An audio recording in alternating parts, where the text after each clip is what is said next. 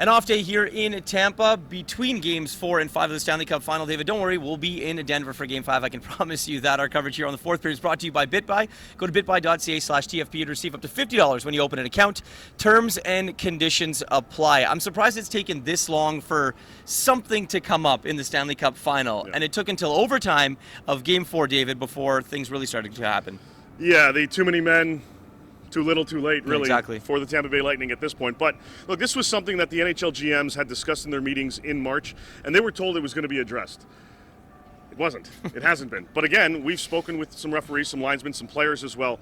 They all are kind of just, well, I mean, these things happen. They happen all the time. Every game. Every game. These loose changes happen consistently. In fact, if we roll the tape back a little bit, right before that play, I think Tampa had 7 guys on the ice.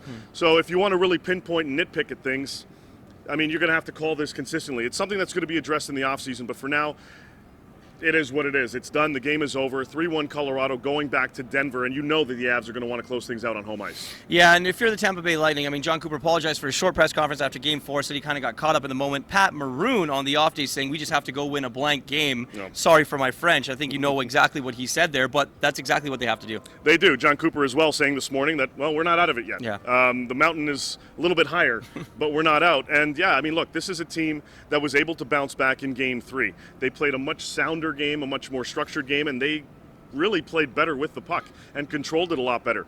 They did that for a good portion of Game 4, and then overtime rolled around, and that totally went out the window. Colorado just dominated the pace of play throughout OT, and the Bolts kind of sat back, which was a little bit surprising, quite frankly, for them to just try to wait for an opportunity. It didn't really work in the first 2 games of the series, so why they modified their game plan in OT, I'm not quite sure.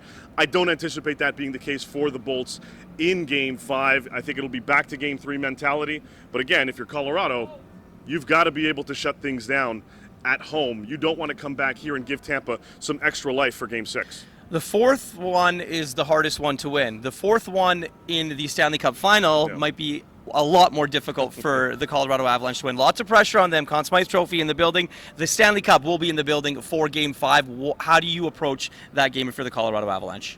You got to calm down a little bit. I mean, this was an emotional win in Game 4. Mm-hmm. You've got to kind of just go to your basics, go to what has led you to this point.